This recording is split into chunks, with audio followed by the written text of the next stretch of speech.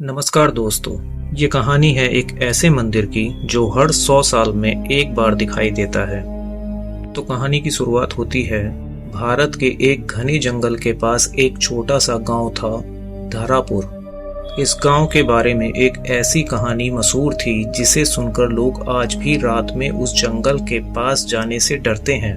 लोग कहते थे उस जंगल में एक रहस्यमय मंदिर छिपा हुआ है जो हर 100 साल में सिर्फ एक रात के लिए दिखाई देता है, और जो भी उस मंदिर के अंदर गया वह कभी वापस नहीं आया।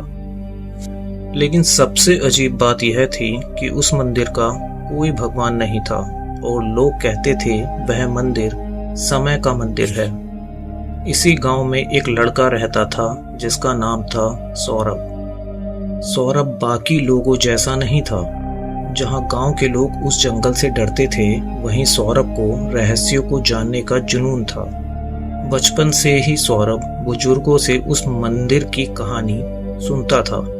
एक दिन उसने गांव के सबसे बुजुर्ग व्यक्ति दादाजी हरिराम से पूछा, दादाजी क्या वह मंदिर सच में है?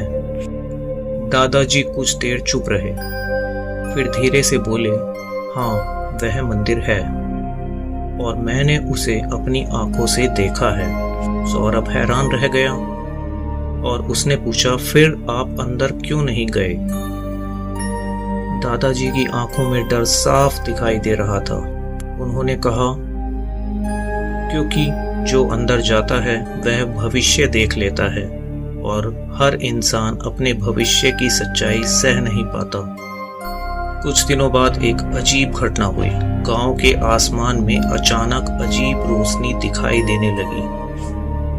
हवा ठंडी हो गई और जंगल की दिशा से हल्की सुनहरी चमक आने लगी।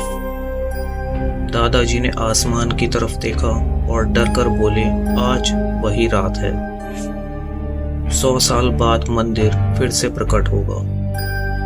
गांव के लोग अपने घरों में बंद हो गए, लेकिन सौरभ वह चुपचाप जंगल की ओर चल पड़ा। रात के ठीक 12 बजे अचानक पूरे जंगल में तेज रोशनी फैल गई। जैसे ही सौरभ आगे बढ़ा, उसकी आंखें फटी की फटी रह गई। उसके सामने एक विशाल सुनहरा मंदिर खड़ा था, जिस पर हजारों साल पुरानी नक्काशी बनी हुई थी। लेकिन सबसे अजीब चीज थी, मंदिर के दरवाजे पर लिखा था एक शिलालेख। उस पर लिखा था, जो यहाँ प्रवेश करेगा वह भविष्य देख सकेगा, लेकिन वापिस वही लौटेगा जो अपने सबसे बड़े डर को जीत ले। सौरभ ने गहरी सांस ली और मंदिर के अंदर चला गया। मंदिर के अंदर बिल्कुल सन्नाटा था। बीच में एक विशाल काला दर्पण रखा था। जैसे ही सौरभ उसके पास गया, अचानक दर्पण चमकने लगा और उसमें एक दृश्य दिखाई दिया। वह भविष्य था।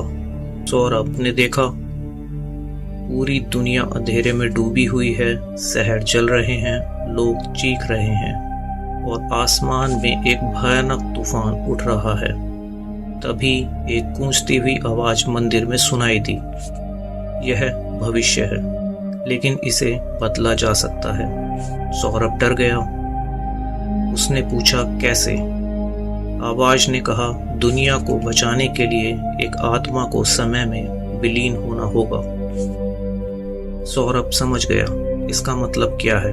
अगर वह यह बलिदान देगा तो वह कभी वापस नहीं लौटेगा, लेकिन अगर वह नहीं करेगा तो पूरी दुनिया खत्म हो जाएगी।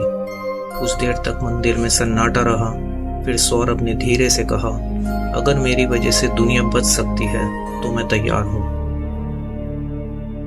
अचानक मंदिर चमकने लगा। दर्पण में तेज रोशनी भर गई और सौरभ उस रोशनी में समा गया। अगले दिन सुबह गांव वाले डरते हुए जंगल की तरफ गए, लेकिन वहां न मंदिर था न कोई रोशनी। बस जमीन पर एक पत्थर पड़ा था जिस पर लिखा था, भविष्य बदल दिया गया है। दादाजी हरिराम उस पत्थर को देखकर समझ गए क्या हुआ है। उन्होंने धीरे से कहा, किसी ने दुनिया को बचा लिया। लेकिन उस दिन के बाद गांव में एक अजीब बात होने लगी। कभी कभी रात में जंगल की तरफ से एक हल्की आवाज आती है, जैसे कोई कह रहा हो, डरो मत, भविष्य सुरक्षित है। और आज तक कोई नहीं जानता दुनिया को बचाने वाला वह लड़का कौन था। लेकिन जंगल के बुजुर्ग आज भी कहते हैं, जब भी दुनिया खतरे में होगी वह मंदिर फिर से प्रकट होगा।